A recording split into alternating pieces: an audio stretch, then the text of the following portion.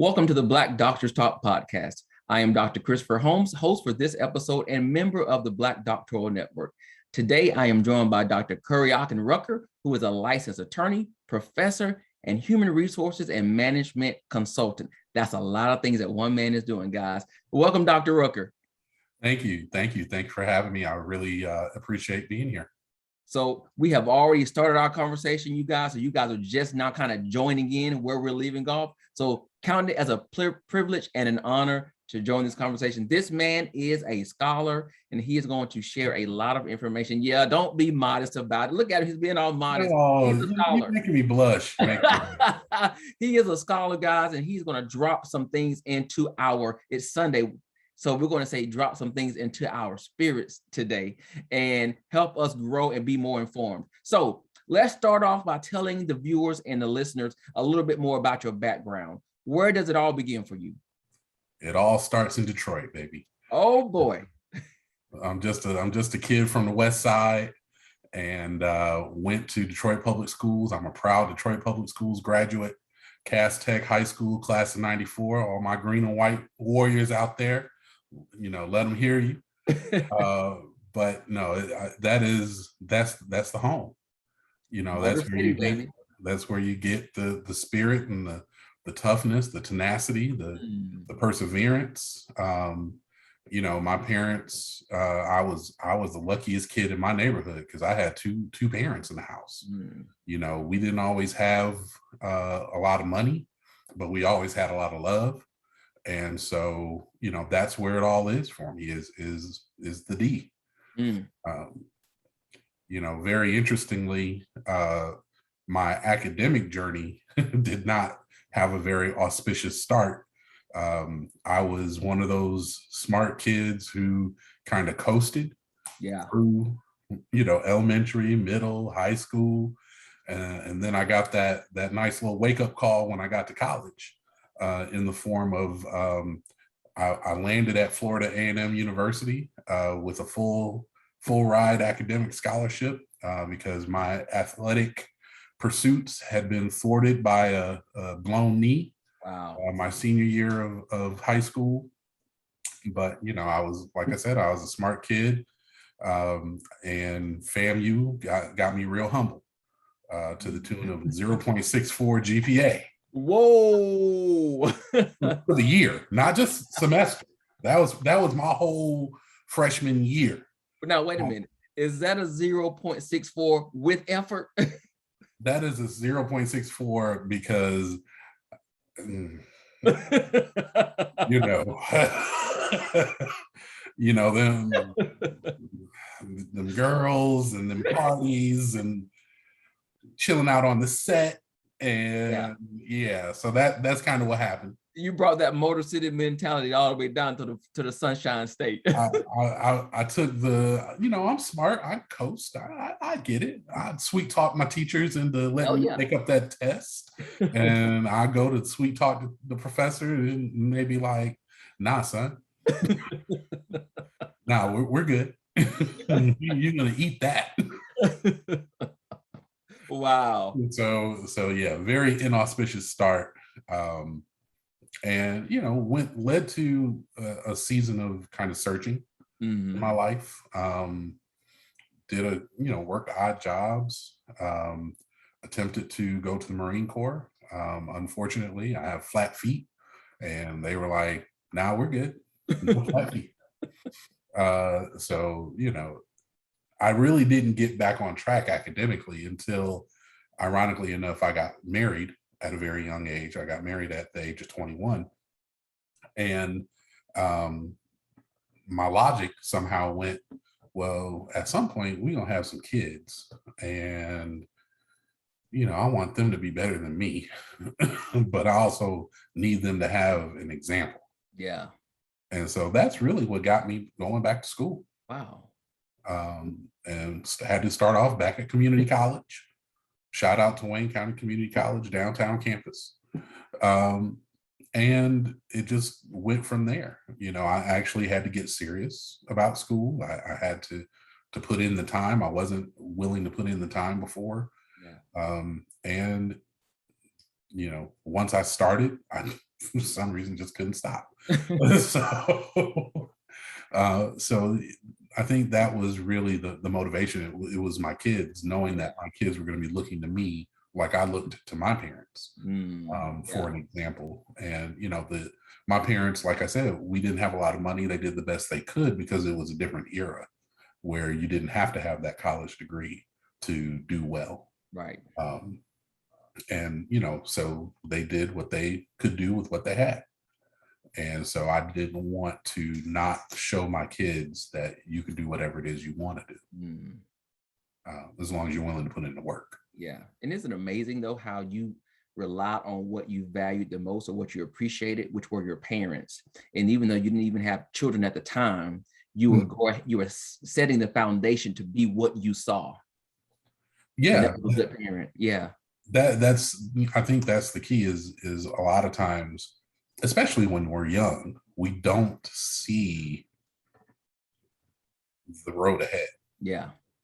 I mean, I certainly did. When I was screwing around at FAMU, I wasn't seeing the road ahead. I wasn't going to see how difficult I was making my own life. Yeah. Yeah. Because it didn't matter. It was supposed to be fun. In your mind, this was the moment I'm living in. Exactly. YOLO. Yeah. But, ultimately, when you do start to look ahead, and I think having that family, getting married for me, and seeing in the future, we're probably going to try to have some kids and wanting to make their lives better than my life was, because my parents tried to make my life better than theirs were. And back on the line, I mean, my grandfather and grandmother on my mom's side are from Hazelhurst, Mississippi, which I don't even know if they have a stoplight. Wow. But my grandfather went to the Army and served in Korea. And instead of coming home to Hazelhurst, Mississippi, he moved his entire family to the west side of Michigan, to Twin Lake, Michigan, a little town that only has a stoplight. But it's away from, in the 1950s, what was waiting for him, especially as a soldier of color. Yeah. In Mississippi, rural Mississippi.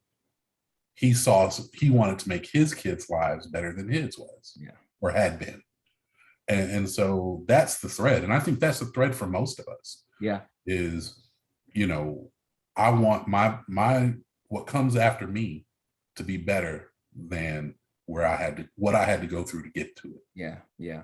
I feel the same way. When I look at my kids now, and I consider them to be so blessed because of the things they have. I know I didn't have at their age at all, but I also knew that it was my parents' desire for me to be better than them, and so I have to have the same desire for my own children, and then so forth and so on. I think for us as African Americans generation, we can never move forward if we're always standing at a standstill and we are comfortable with being subpar, so to speak, or not reaching the level of our counterparts. So I thank you for sharing that. God, that's a whole conversation all by itself that we can jump into, but that's not what we're here to do. But maybe we'll dive into that a little bit later on a one-on-one conversation. So let's dive into what you do.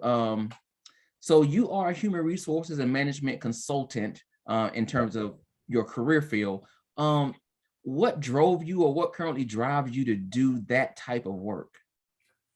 I think what drove me into it was actually one of my mentors, who was one of the deans at the law school that I went to. I went to Wayne State University, and I got 3 degrees from there. I got a bachelor's degree in speech communication. I got a law degree with a focus in employment and labor law. And then I went back and got a master's in industrial relations, which is basically human resources management.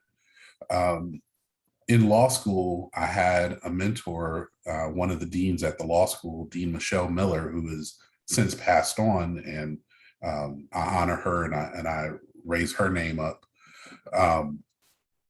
that understood who I was and what my talents were.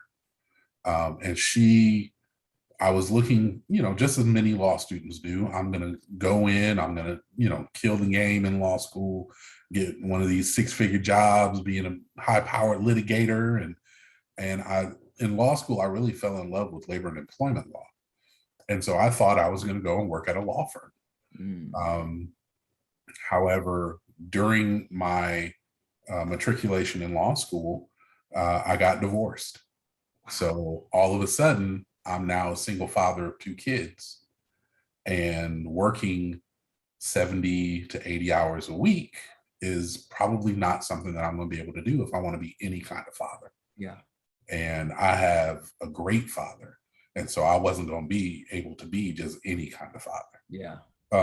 So I was talking to her one day and I was really just kind of like, I don't know what I should be doing now. I know I can't do what I thought I was supposed to do. And she said, well, you know, you love employment and labor law, but maybe you should think about human resources, because you can still employ the skills that you've learned becoming, you know, as you've gone through law school and becoming an attorney, but you can employ them to help companies avoid problems rather than just cleaning up after the problem has happened. And that really rang a bell with me. And I said, okay.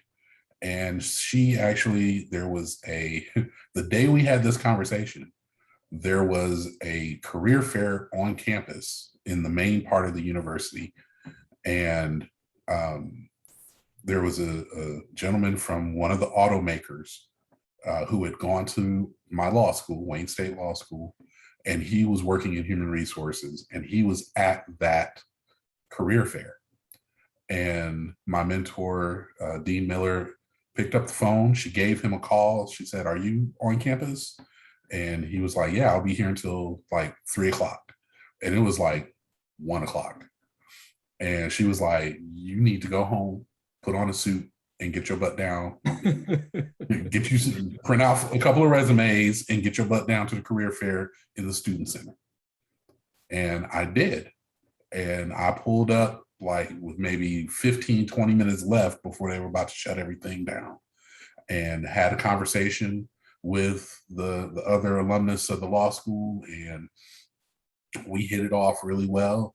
He, you know, took my resume. He said, "I'm going to give you a call to set up a formal interview for our internship program for HR." And he did. And so literally the day after I graduated law school, I drove to Ohio to start my first day of my HR internship with this big 3 auto company. Wow. And that's how I launched my professional HR career. But it was all about basically just the pivot from, okay, I know I have a particular set of skills, like my man in the movie, I have a particular set of skills, but I'm not going to be able to employ them doing what I thought I was going to be able to do. So how do I still use them and make them work for me? So, and still be a great father. And still have the time to be a great father. Yeah. So you're in it. So that sparked it all. And now you're still in it. Still in it 15 years later, and still love it. Wow. And I think in part because I get to problem solve every day. Every day there's something new, some new issue, some new problem that challenges me to think differently. So, you know, a lot of people think that HR people are the people of the organization. By and large, that is not true. We are mostly introverts. we can kind of take or leave people, but we like process, and we are systems thinkers. And so if you tell me about your organization, you give me an hour and you talk about your organization, you show me your org chart and your employee handbook and all of that, I'm already designing processes for your organization in my head. Wow. And so that's the kind of thinking that it takes to be a successful HR person.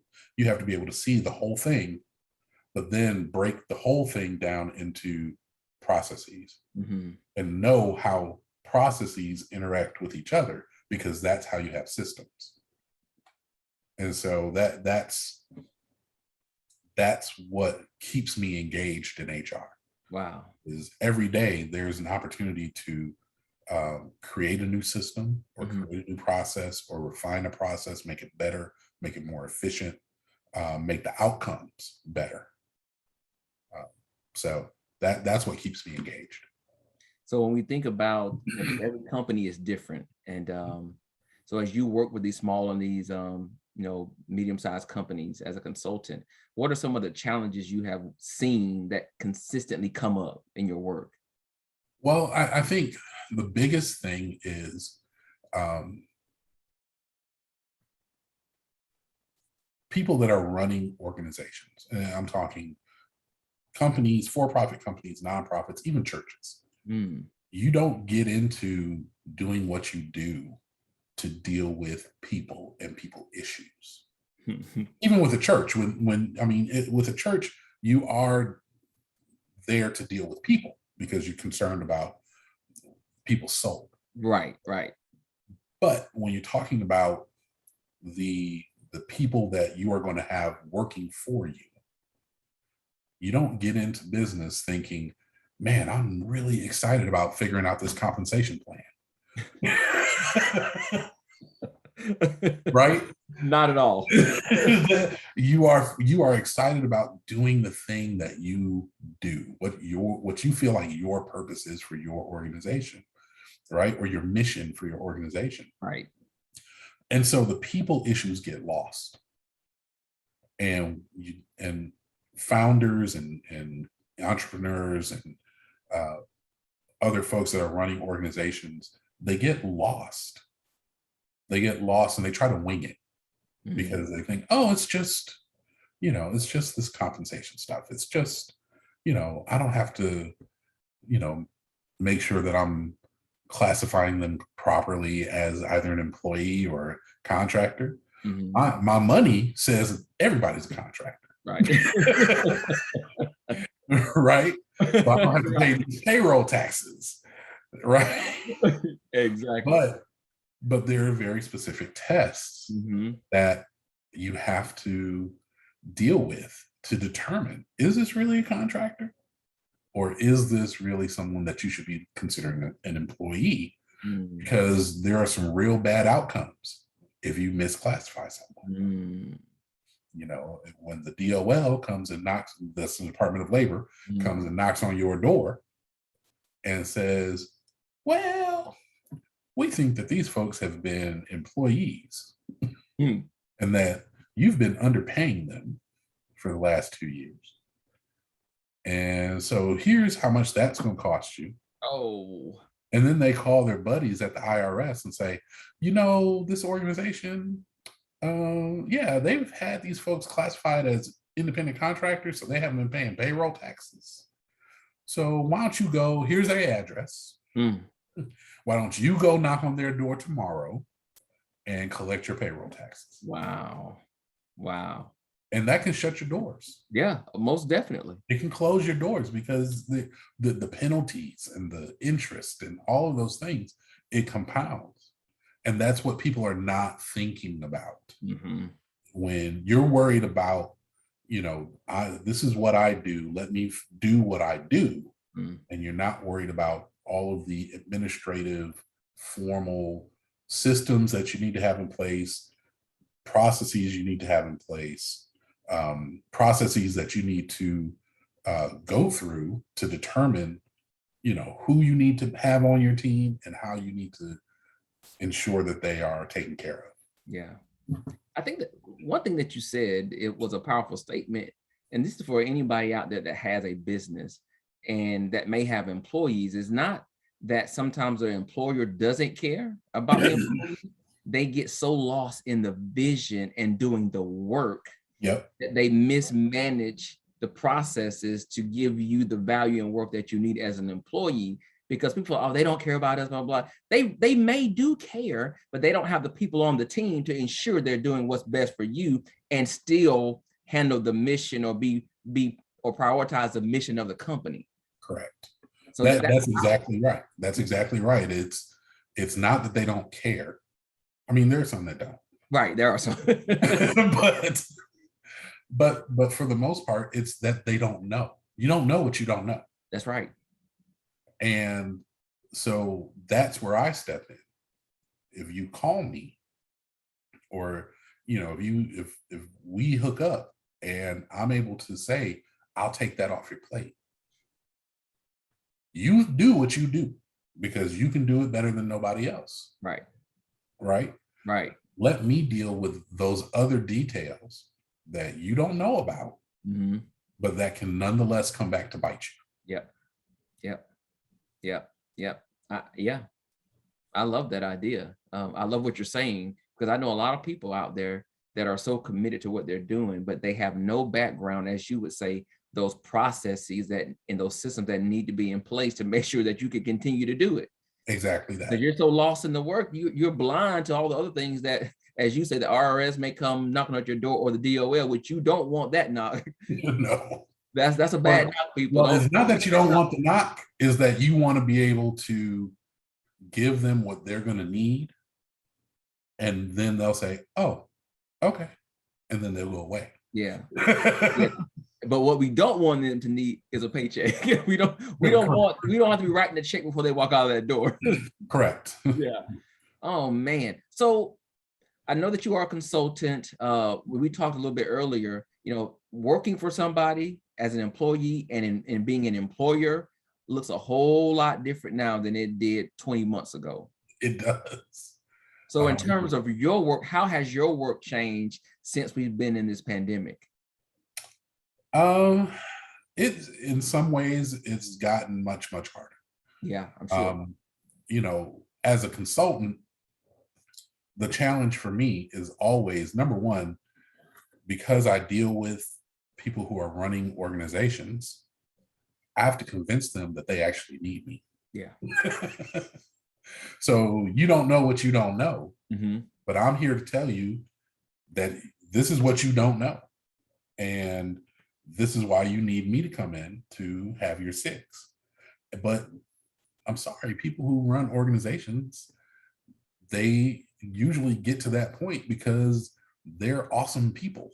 Yeah. They're excellent and they're good at many, many things. And so what I run into is, oh, okay, well, I can handle that. Oh, okay, well, I got you. I mean, I can learn about that. I can do that myself. Okay. So when you go to the surgeon, are you going to after the surgeon tells you what's wrong with you, are you going to be like, oh, okay, cool.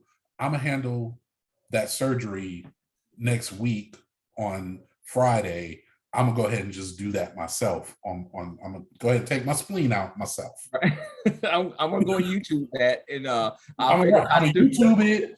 I think somebody has a template that I can download that will, or I'll call my lawyer and let them charge me 3 times what you're saying you're going to charge me. Yeah. Come on, people. But you're dealing with people who know a lot about a lot. Yeah. And they're very good at what they do. And so sometimes that interferes with their ability to accept things that they don't know, and to think that, okay, I entered this endeavor not knowing this, and now I have to figure out how to, it's a mental wall. Yeah. It's not necessarily, it's a little pride is what it is. Yeah. Yeah. But as far as how it has worked, how things have changed generally for everybody, I think you and I, we were talking a little bit earlier about complete quantum shifts in what work is. And there have been several over just the last, say, century and a half, or even if you really want to be for real about it, 1865, there was a quantum shift from from free labor to now everybody has to be paid labor, right? Then you have the Industrial Revolution, and you have the migration from the rural areas of the country to more industrialized areas. And then you have the rise of unionization in the early 20th century. And these were all quantum movements of how employers and employees interacted. Yes. And we're in that right now. We're dead in the middle of it right now. When you track it through time and you move from the rise of unionism in the early 20th century to the rise of women in the workplace during World War II, mid-century, right? The 40s, the 50s, the 60s, the 70s, the women's movement in these organizations, huge quantum shifts, right? And then now you have the Great Migration in that period as well, in the 30s, 40s, 50s, of Black folks moving from the agrarian South to industrialized North. Detroit, big epicenter for that, right? My grandfather on my father's side, my father's father, came from Georgia to work in the auto plants and did that for 40 some years. Wow. And so, I'm a product of the Great Migration, and the Great Remigration that we're also doing. I now live in Huntsville, Alabama, which is as far from Detroit as you can get. Most definitely.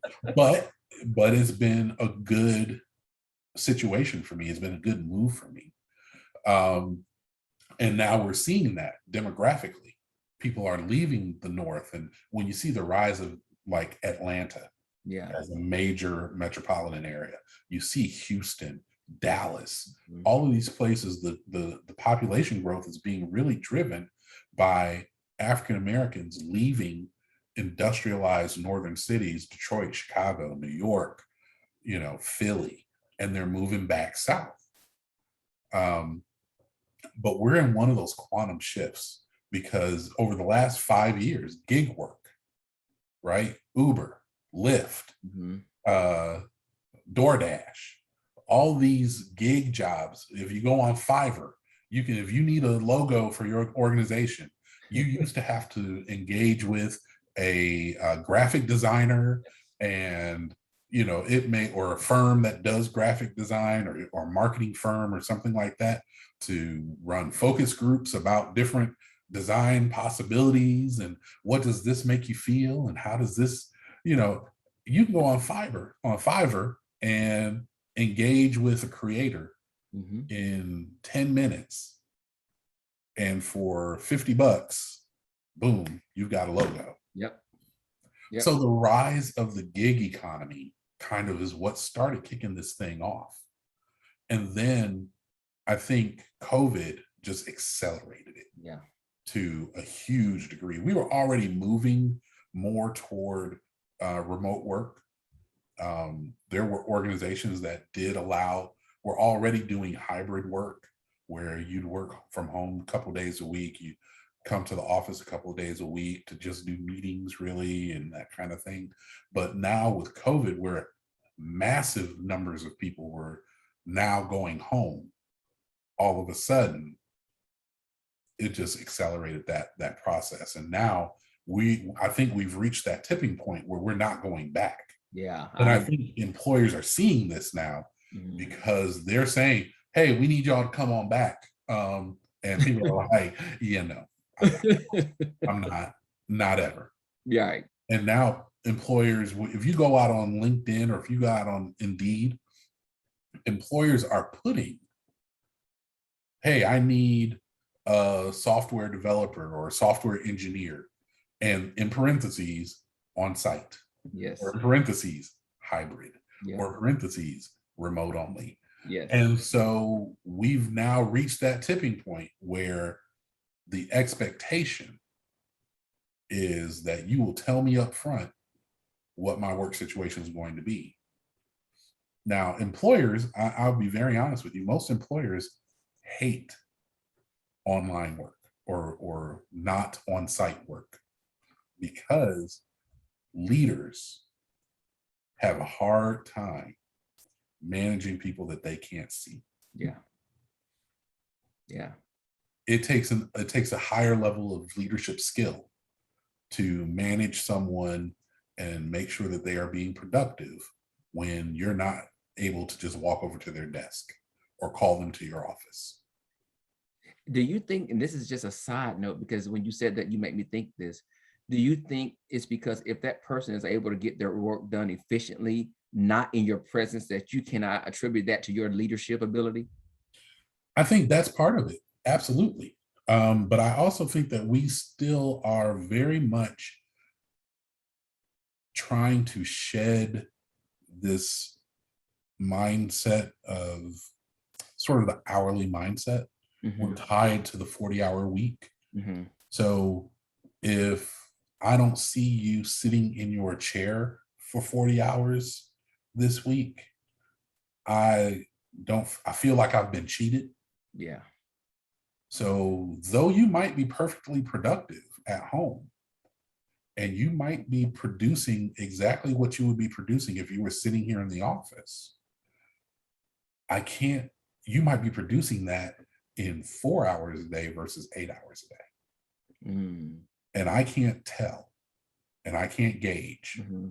And so I feel like I'm being cheated out of an honest day's work. Even though if you're sitting there 8 hours, you may still be only doing 4 hours work in the office. You're probably doing less work in the office than you are at home. And some of the research that's starting to come out has backed that up, that when people are working from home full time, they are actually more productive. The backside of that, or the downside of that, is that people are having a hard time separating work and home. Yeah. If you're able to sit, I have a dedicated office. So when I need to disengage from my work, I can go out into the rest of my house and engage with my wife or engage with my kids. But if you are single, if you are not in a house, but if you're in an apartment and you're doing your work from your kitchen table, or if you are in a house and you don't have a dedicated office space, you're doing your work from the dining room table or something like that, it's much more difficult that line becomes way blurrier. Yeah. And what we're seeing is people are working more and they're having a harder time achieving that balance between work and the rest of your life. Yeah. Because those dishes are sitting there on the countertop that need to be washed. You need to fold those, or your kids may be home because they're virtual learning, and so you're trying to work and parent at the same time. It's a very difficult balance for some of these people. So I definitely understand that. So when you encounter businesses that have these challenges, may not be fully committed to remote workers or hybrid workers, whatever the case may be, what strategies do you use to try to help them make that pivot? I just try to ask insightful questions.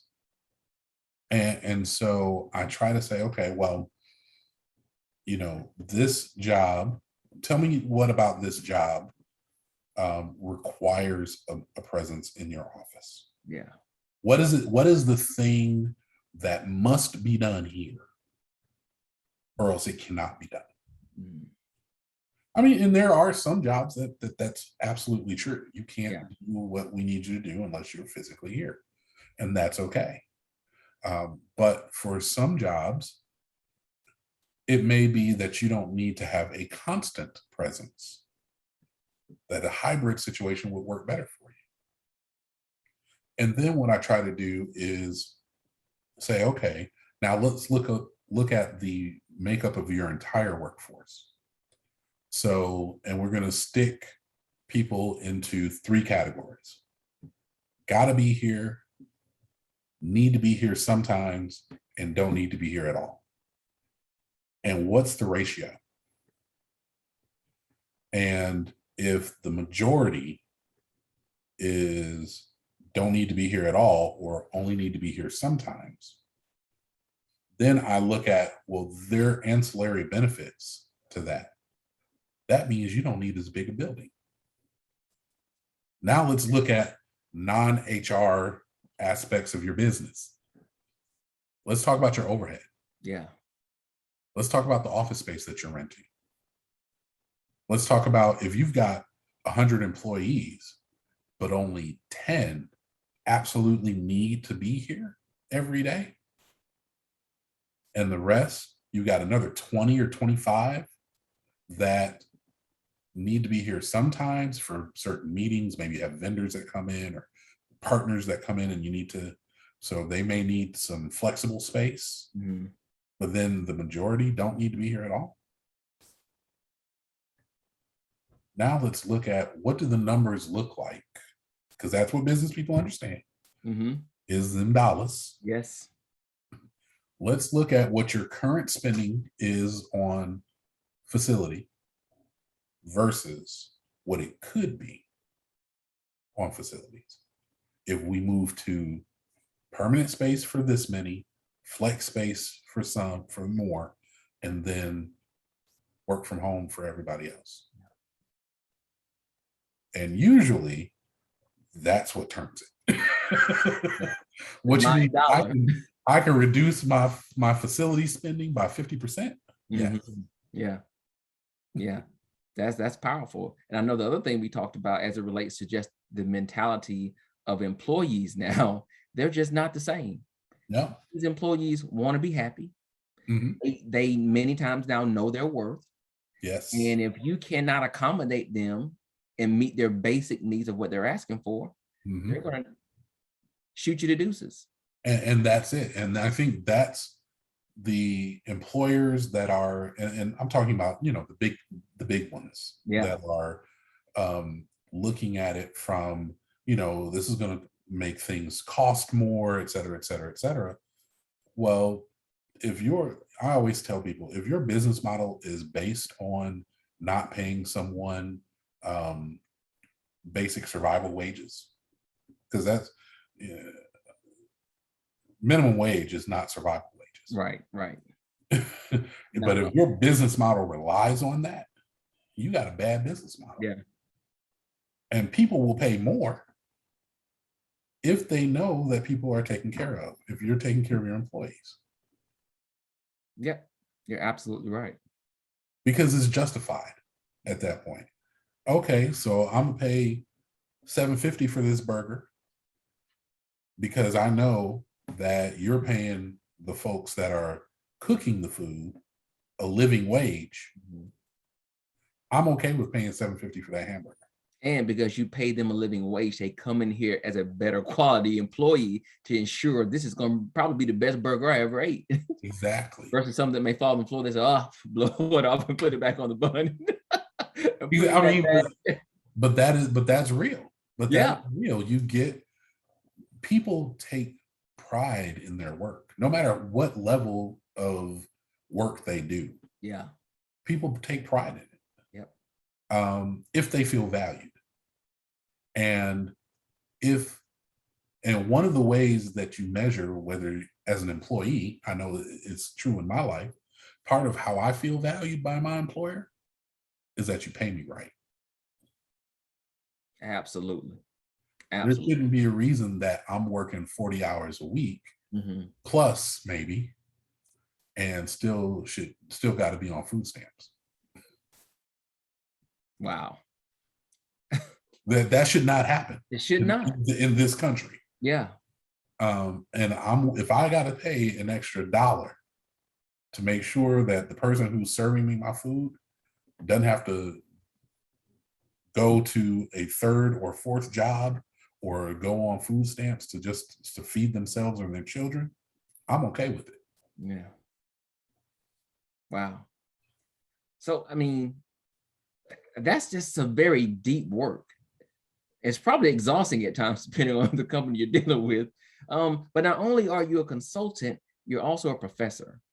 But the thing I love about you is that you do this in the real work. You do it in practice. So you're not coming to your students with a bunch of theories, right? You're coming to them with practical, real world knowledge. So what is it that when your students leave you, you want to impart upon them as it relates to this work? So I teach at Alabama A&M University. I'm very, very proud and happy to teach at an HBCU. I went to FAMU for that one disastrous year. But I am so happy to be able to, when I go to work and teach, to see people who look like me staring back at me in that classroom. That makes me immensely proud. Wow. One thing that I do impart to them, A&M doesn't currently have an HR concentration or anything like that. I'm an elective. So these are folks going into construction management or sports management or business management. And what I try to impart to them is this subject matter is still important to you because it's going to be with you no matter where you work. Yeah. It's going to affect you if it affects no one else. So when we're talking about employee rights in the workplace, those are your rights. Yeah. When you get out here and go work for whoever you're going to work for and do great things, you still need to be aware of what your rights are. While you're also aware of people that may work for you, what their rights are. Yeah.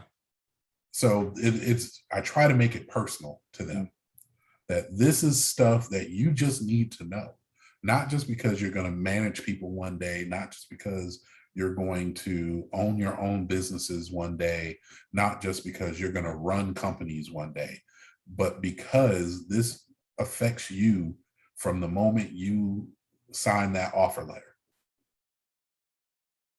You are interacting with HR when you apply online for that job. Yeah. You're already starting that process.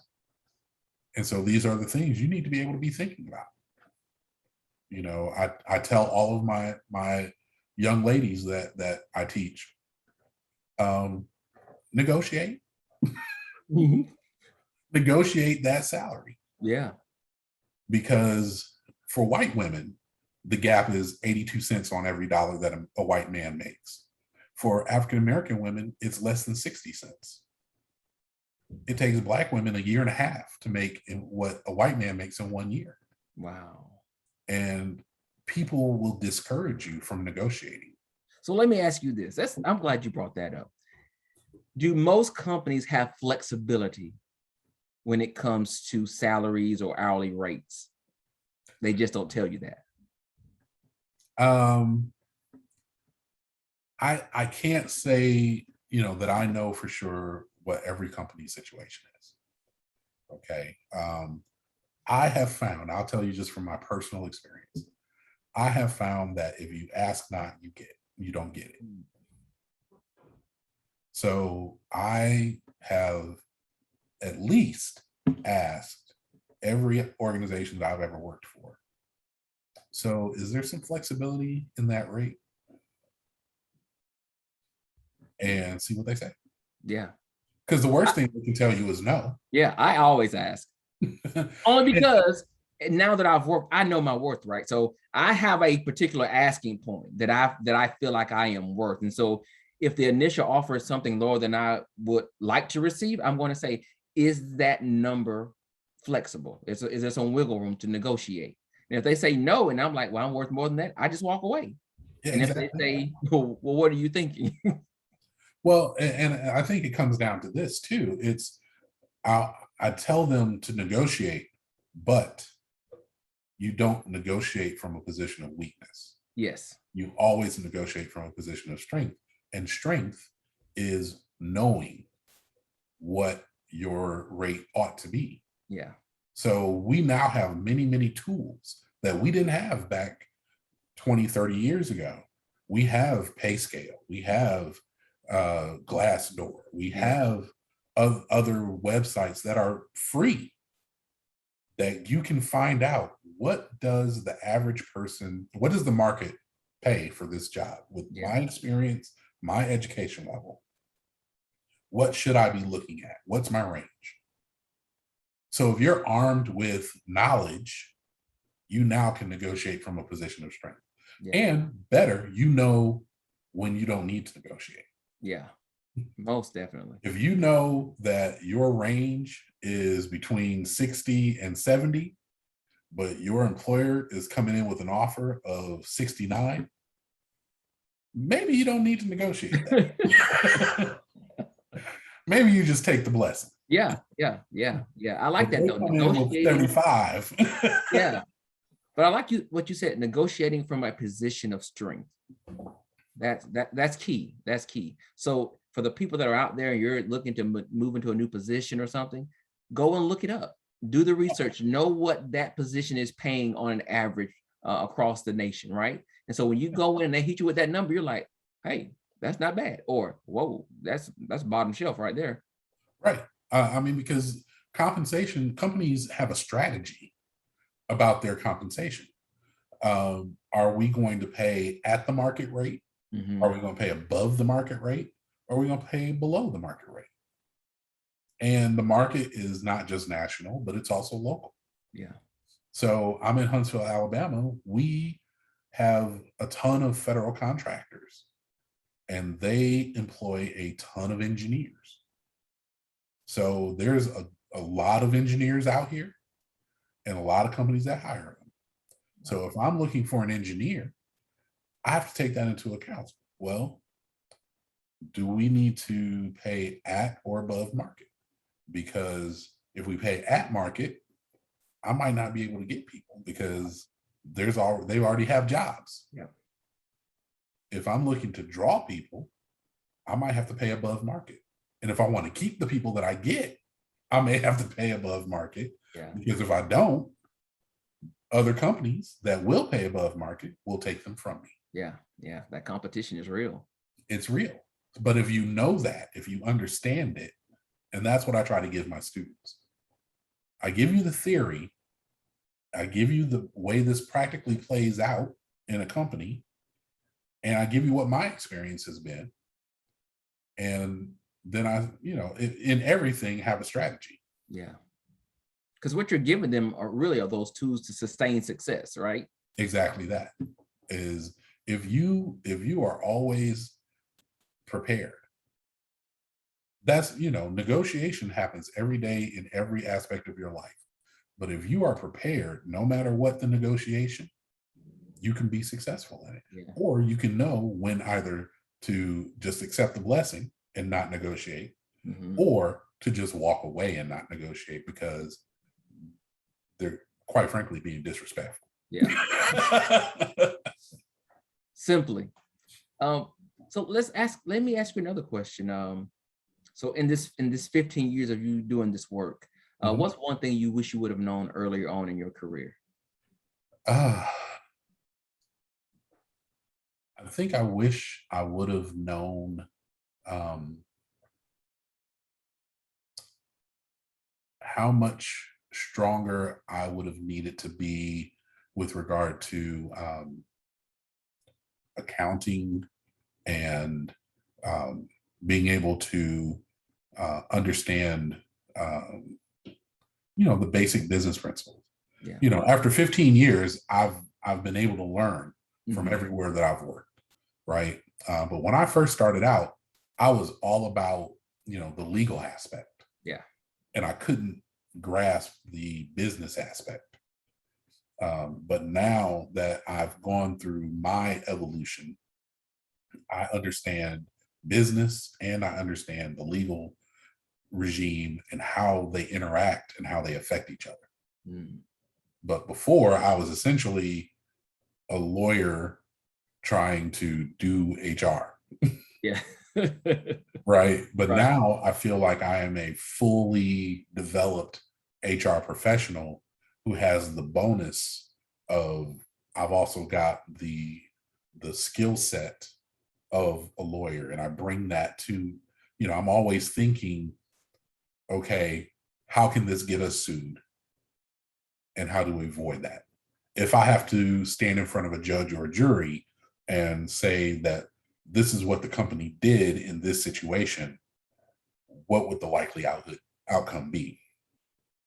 Would it be successful litigation and defense, or would my client be writing a check? Right.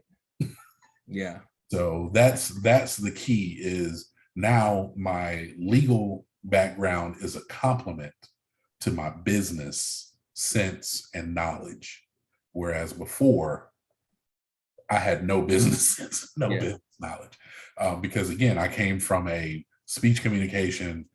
Let me just go ahead and get a degree, kind of, so I was prepared to do TV and radio production, but not run a business. Right. And that's key though, because at first, that legal degree was like the co-pilot. Your business acumen was not even a co-pilot. I mean, your law degree was a pilot. It wasn't a co-pilot. It wasn't even a passenger. It was just in the truck. It was the whole plane. It was the whole plane. And people would say to me, well, we have to think about this. And I'm like, no, but the law says you got to do this. So we just got to do it. And, there's, I've found that there's room to still be in compliance with the law, but take into account business reality. Yeah. Yep. Yeah. Because the law is not written for every situation. So true. And so now you've got these two that really complement each other. Right. Because everybody doesn't digest the law. They get they kind of get fearful. So when you start talking legal, something like, whoa. Well, and honestly, if there's anyone out there thinking about going to law school, I recommend it because it literally rewires your brain. You don't go to law school necessarily to learn the law. You go to learn principles, and you learn a way of thinking. So there you have it. Anybody that's thinking about doing what this scholar, this expert is doing, he's saying, hey, going to law school to learn the principles is not a bad thing to support the work you want to do with HR, right? I 100%. Yeah. HR is very heavily legally focused, especially, going through this pandemic. There have been numerous laws that have been put out to require employers to do different things. When you talk about the something that's just happened basically Friday, the COVID vaccine mandate from the Biden administration was just stayed by the Fifth Circuit Court of Appeals. So having the understanding of what that process is and what that means is valuable when I go to advise my clients about, okay, you were going to fall under this mandate because you had 100 plus employees. However, there's a stay, which means you don't have to. So the fretting you were doing, you can take a breath, but here's how the rest of that process is going to go. Yeah. And here's a timeline for that process. I was just about to say that timeline is so important. And so we still need to be thinking about this, but we have a little bit longer arc that we can utilize for our advantage to continue to encourage people to get vaccinated, but understand that it's not a must-have right now. So tell me this, what would you say is your biggest accomplishment to date? I think I don't really know, to be honest with you. I certainly think that getting my kids successfully navigated through high school without too much damage is probably the biggest thing and the best thing. I really don't look at the things that I do professionally as being, or academically as being, big accomplishments per se. I look at, what are the relationships that I've developed? What are the lives that I've been able to impact? Yeah. So when I have students who come back to me and say, hey, Dr. Rucker, you gave me this bit of advice one day after class, and I was able to utilize it, and it really made a big difference for me. That's an accomplishment for me. Yeah. So, I've got 3 kids. My oldest, Lane Michael, is a senior in college this year and is blowing my mind.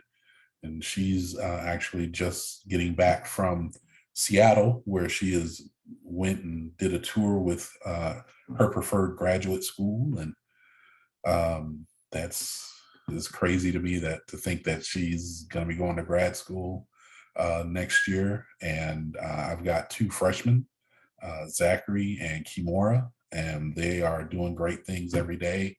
And so those are my accomplishments, are raising children that that I am happy and anxious to send off into the world, because I know that I've put something in them that will allow them to be able to be centered and grounded. And they're going to make mistakes, they're going to bump their heads, but overall, I was able to take all of my faults and all of my failings and turn them around and put good things and lessons from those things into 3 people who are now going out into the world, and they're going to do great things. Yeah. And you also raised 3 kids that when your parents look at you, you make them smile because they're proud of the child they raised, because you did exactly what you wanted them to do for your children, because they did it for you. You paid it forward. Exactly that. So that's a blessing of it all. So moving forward, where do you see yourself going in the next 5 to 10 years? Where is Dr. Rucker going to be? I don't know. That is, of course, my vision is to continue to teach and to pour out into the next generation.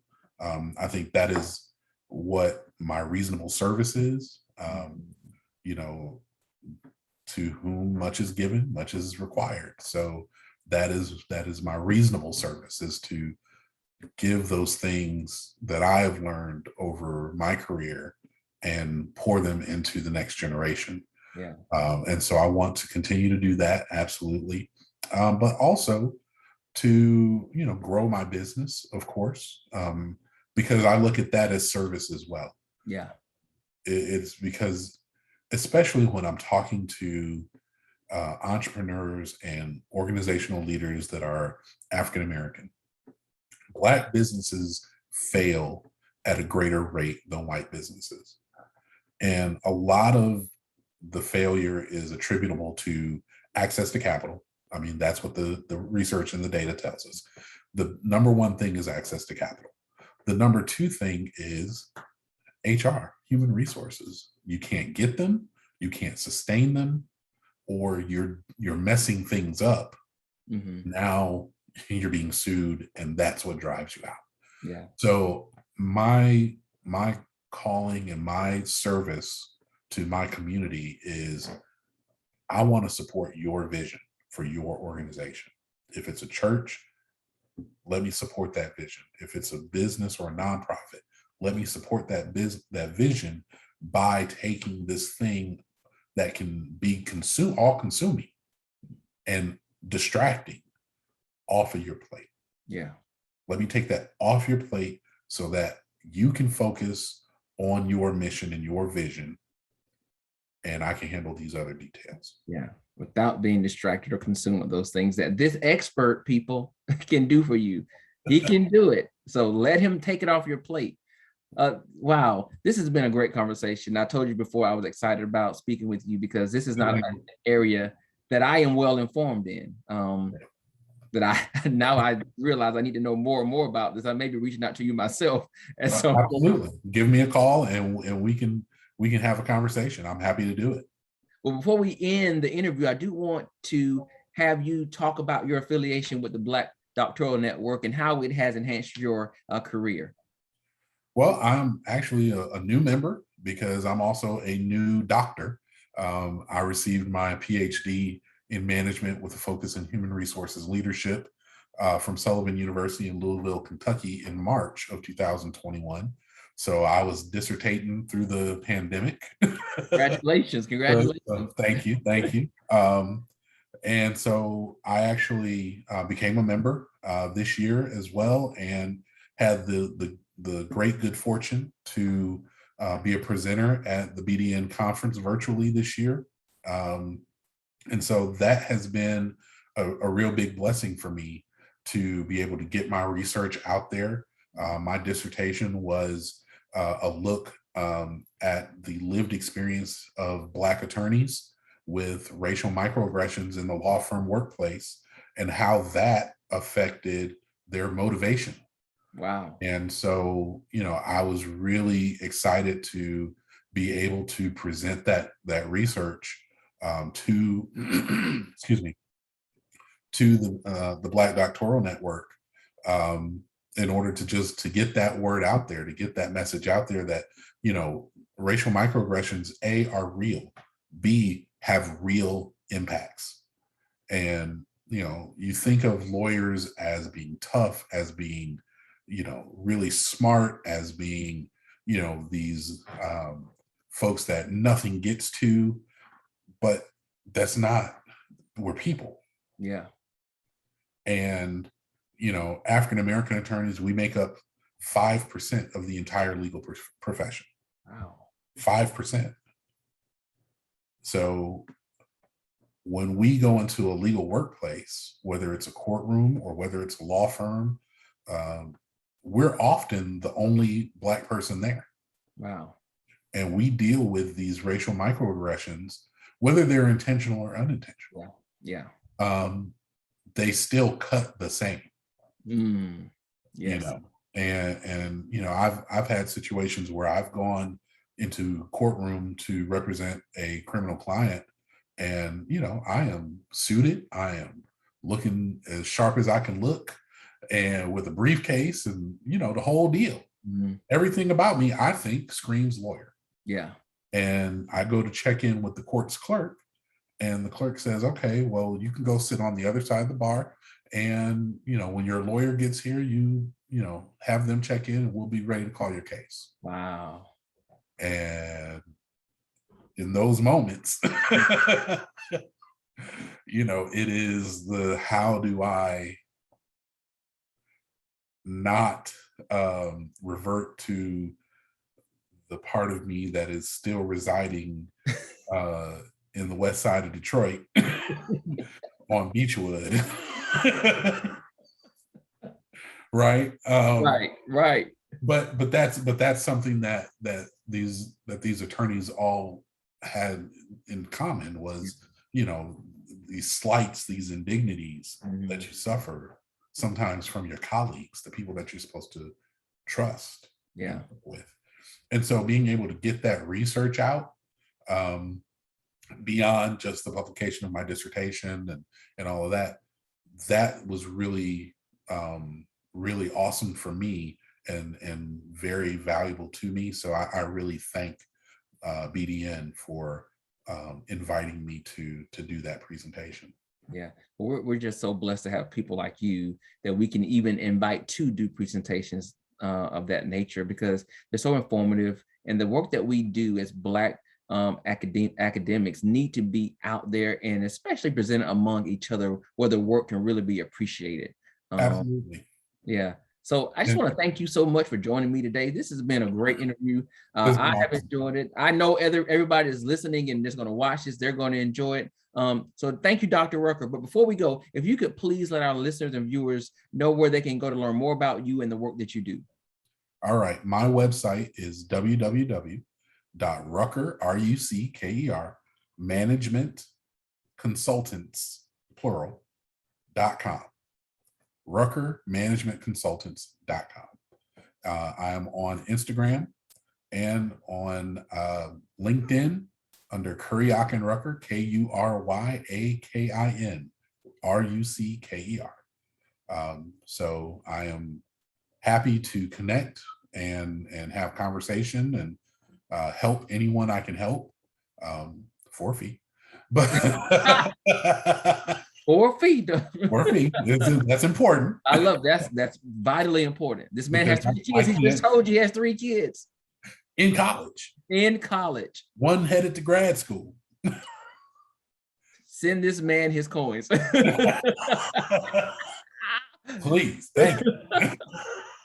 Well, listen, guys, go look him up. He has given you the information. I promise you, he can get the job done for you. So just connect with him and he will make sure everything is laid out. He just told you he's a systems thinker. So let him do all that heavy lifting for you.